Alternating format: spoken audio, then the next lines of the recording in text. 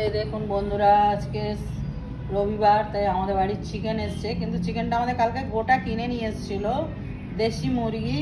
তার দেখুন এই যে ডিম হয়ে গেছে, তাহলে ওর ডিম দিত।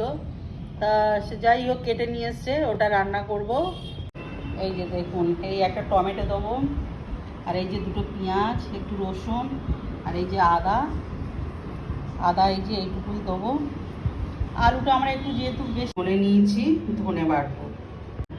এই যে জিরা নিয়েছি, এই যে জিরা, এই যে শুকনো লঙ্কা, আর এই যে গোলমরিচ নিয়েছি। এটা এই যে আমি এলাচ, দারচিনি আর লবঙ্গ দিয়ে এই আদাটা এবার আমি বেটে নেবো। এই রসুনগুলো আমি এবারে থেতো করে নেবো। দেখুন চিকেনগুলো ধুয়ে পরিষ্কার করে নিই। এবারে তেল দিয়ে দিলাম। আমি এবার একটা একটা করে এই যে আলু ছেড়ে দিচ্ছি। এর মধ্যে আমি আলুর মধ্যে একটু হলুদ দিয়ে দেবো, একটু নুন দিয়ে দেবো, দিয়ে আমি আলুটা ভেজে নেব।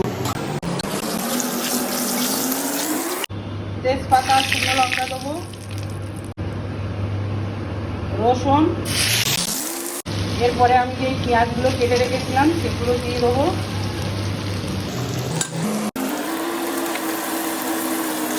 দিয়ে আমি একটু ভাজা ভাজা করবো।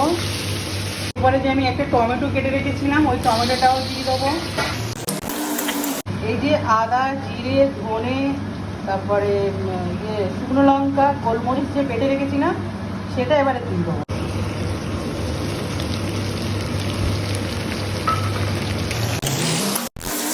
এবারে আমি হলুদ দিয়ে দেবো। এবার আমি এর মধ্যে নুন দিয়ে দেবো।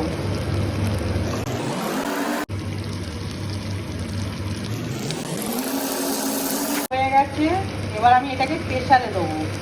দেখি গরম মশলাটা যে বেটে রেখেছিলাম সেটা আবার আমি এখন এই দিয়ে দিচ্ছি।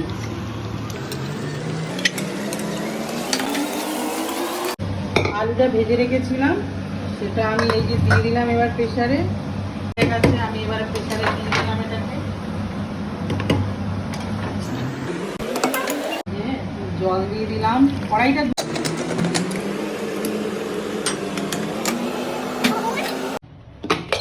হয়ে গেছে, এটা দেখুন এই যে হয়ে গেছে। দুপুর হয়ে গেছে, ভাত নিয়ে বসে গেছি। ওই চিকেনটা খেয়ে দেখি কেমন খেতে হয়েছে। আমরা একটু পাতলাই ঝোল।